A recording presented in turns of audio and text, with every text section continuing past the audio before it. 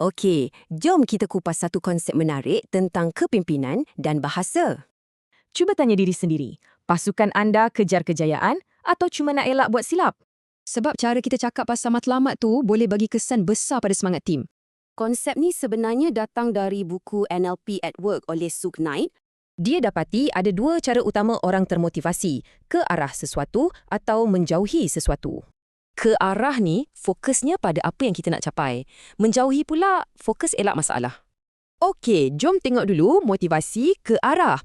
Ini pasal fokus pada matlamat.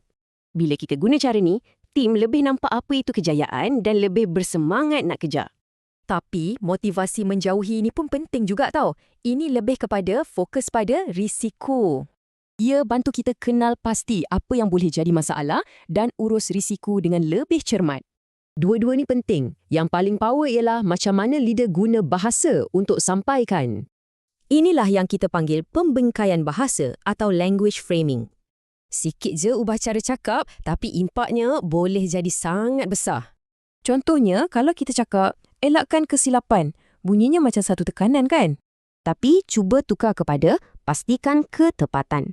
Nampak? Terus jadi matlamat positif. Mesej yang sama tapi rasa dia lain.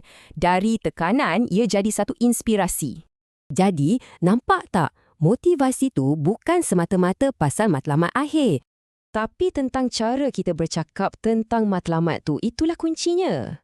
Jadi, faham ke faham? Cara kita bercakap tu membina semangat atau sebaliknya?